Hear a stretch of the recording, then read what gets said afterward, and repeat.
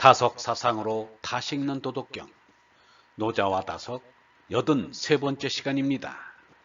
오늘은 80장 소국과민, 소국과민이라는 제목으로 말씀드리겠습니다. 경애하는 얼번 여러분, 도덕경 제80장은 이러합니다. 소국과민, 작은 나라 적은 씨알, 사유 10백지기 이불용, 10사람 100사람이 쓸 그릇을 두고도 쓰지 않게 된다. 3인중 사이 불원사, 사람들이 죽음을 무겁게 하여 멀리 옮기지 않게 한다. 수유주요 무소승지, 비록 배와 수레가 있어도 타고 다닐 곳이 없고, 수유갑병 무소진지, 비록 갑옷이나 무기가 있어도 진칠 데가 없고, 3인 부결승이 용지, 사람들이 다시 매듭 맺는 셈을 쓰게 한다. 감기시, 그 먹음이 달고, 미기보, 그 옷이 아름답고, 안기고, 그 살기가 평안하고, 낙기소, 그 풍속이 즐겁다. 인국상망, 이웃나라가 서로 바라보이며, 개견지성 상문, 개 닭소리 마주 들리는데, 민지노사, 사람들이 늙어 죽도록 불상왕래, 서로 가고 오지를 않는다. 중국은 천하라 할 만큼 큰 나라입니다. 교통과 통신이 발달하지 않았던 2000년 전에는 얼마나 크게 느껴졌을지 짐작할 수 있습니다. 중국의 체감 면적은 천하라는 말을 쓰기에 거리낌이 없었을 것입니다. 노자는 갈등과 반목과 전쟁이 끊일 날이 없는 대국이 지긋지긋하였을 것입니다. 그래서 바라는 바가 평화로운 조그만 나라였던 것 같습니다. 그런데 나라가 작은 우리나라는 큰 나라를 불허한 것 같습니다. 그래서 이름이라도 큰 나라가 되고 싶어 대한이라고 한 것으로 생각됩니다. 여기에 대한 유영모의 생각을 들어봅니다.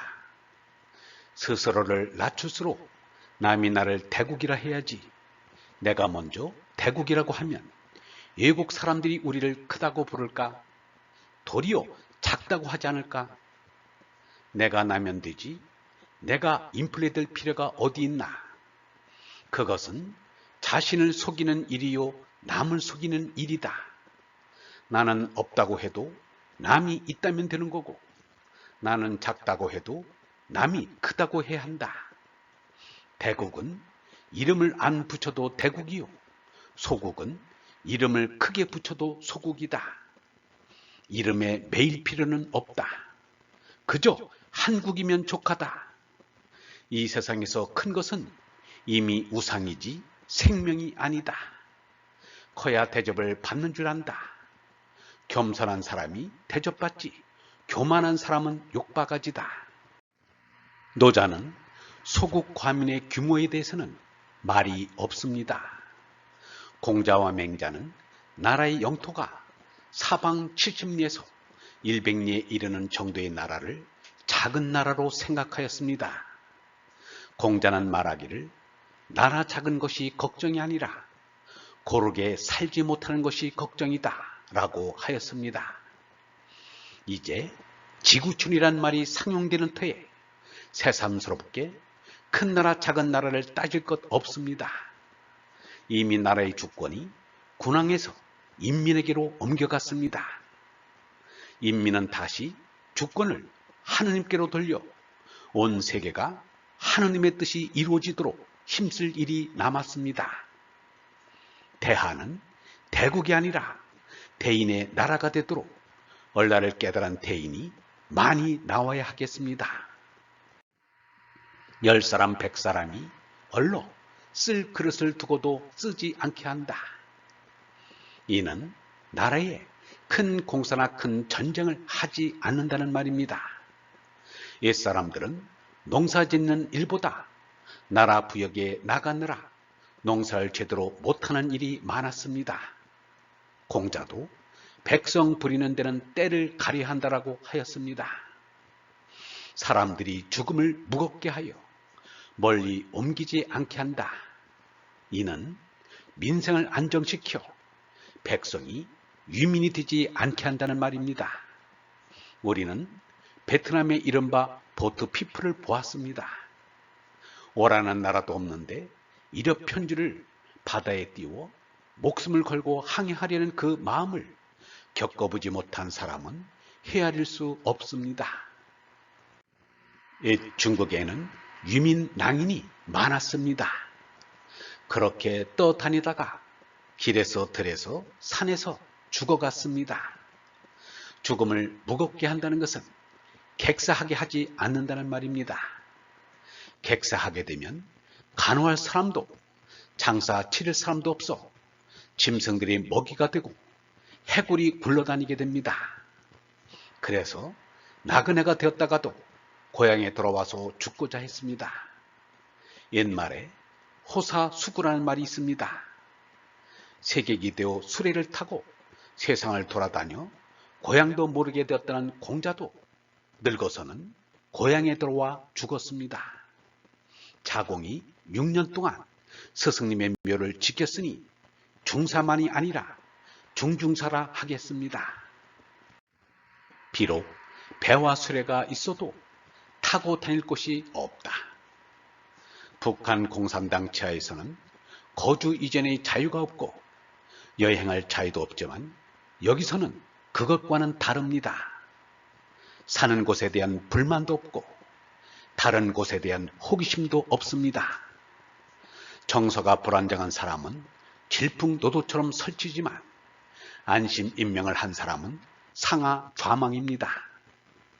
구도의 사람들이 이곳저곳 헤매고 다니지 각도의 사람은 오고 감도 없습니다. 제 나로는 말집에 앉아 있어도 얼나로는 우주에 가득 찼습니다. 비록 갑옷이나 무기가 있어도 진칠 데가 없다. 얼라의 사람들에게는 갑옷과 무기가 장난감이요 골동품입니다. 사람 죽이는 신무기를 개발하려고 국력을 기울이는 세상은 병든 세상이요 망할 세상입니다. 무력으로 인류를 겁먹여 제압한들 무엇하겠다는 것인가? 오죽이나 못났으면 세상을 눌러보겠다는 것인가? 배타적인 민족주의와 제패적인 국가주의는 버려야 합니다. 무력 침략 못지않게 무서운 경제 침략도 없어져야 합니다. 어금버금하게 균등한 교육을 해야 합니다. 일정한 수준 이상의 일방적인 흑자는 유엔에 헌금하여 후진국 지원에 써야 할 것입니다. 사람들이 다시 매듭매는 셈을 쓰게 한다. 옛날 사람들은 동서를 가릴 것 없이 노끈 매듭으로 수를 셈하였습니다. 잉카 마야 문명에도 결승 문자가 있었습니다. 중국에서는 복귀시 때 결승 문자를 만들어 썼습니다. 노자의 말은 셈을 잘 못해 달력이 없어도 좋다는 것입니다. 지능이 발달하여 지능적인 죄악을 저지를 바에야 우둔한 것이 낫다는 말입니다. 비열하고 악질적이며 지능적인 범죄 뉴스를 접할 때마다 노자의 생각에 공감이 갑니다. 이러한 원시적인 나라에서 해 뜨면 일하고 해 지면 잔다. 우물 파서 마시고 밭 갈아 먹으니 임금의 힘이 내게 무슨 소용인가 라는 격앙가를 부른다면 무슨 불평이 있겠는가? 그 먹음이 달고 그 옷이 아름답고 그 살기가 평안하고 그 풍속이 즐겁다. 요즘도 부지런히 일하여 먹거리를 마련하고 내 손으로 정성스럽게 요리하여 먹으면 그 먹이가 기름지지 않다 하여도 입맛이 달 것입니다. 그런데 무엇 때문에 온 가족을 데리고 음식점을 찾아다니며 의식에 재미를 붙이는지 모를 일입니다. 내 손으로 지어 입으면 비록 화려하지는 않더라도 아름다울 것입니다. 길쌈은 못한다 하더라도 빨래까지 남에게 시킨다는 것은 부끄러운 일입니다. 내 손으로 나무를 잘라 기둥을 세우고 흙발라 벽을 치고 방을 꾸며서 살면 웅장하지는 않아도 평안할 것입니다. 요즘 내 손으로 집은 못 짓는다 하더라도 집안 청소까지 남의 손을 빌리려는 것은 잘못입니다. 어려울 때 서로 돕고 기쁜 일에 경하하면서 살면 부자는 못 되더라도 행복할 것입니다. 내 부모를 푸대접하고 내 형제를 언짢게 하고 내 이웃을 업신여기고서 어찌 자신만이 행복할 수 있겠는가? 이웃 나라가 서로 바라보이며 개 닭소리가 마주 들리는데 사람들이 늙어 죽도록 서로 가고우지를 않는다. 여기에 노자의 은둔 사상이 그대로 잘 나타나 있습니다. 진문을 나서지 않고 세상을 안다라고 하는 노자인데 무엇이 궁금하여 밖에 귀를 기울이겠는가? 나의 재나를 잘 살피면 70억 인류를 다 만나본 것입니다. 그들도 모두가 탐진치의 수성을 지녔기 때문입니다. 나의 얼라를 바로 깨달으면 하느님 아버지를 만납니다. 그러므로 대문을 안 나가도 세상을 아는 것입니다. 지구를 한 바퀴 돌아다녀 보아도 그 환경에 따라 생활의 모습이 다르고 전통에 따라 풍습의 모습이 조금 다를 뿐 사람 자체는 다름이 없습니다. 한 하느님이 주권 아래 한 얼생명을 깨닫는데 몸살림의 모습이 조금 다른 것은 아무것도 아닙니다.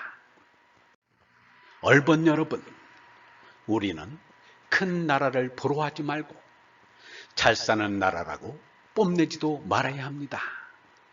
하늘에서 보면 큰 나라가 작게 보이고 작은 나라가 오히려 크게 보입니다.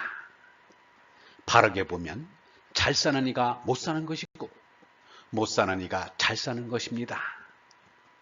부유한 나라도 좋지만 그보다 먼저 도와 덕으로 아름다운 나라를 만들어야 합니다. 영성신학원 다석아카데미의 하는 소리였습니다.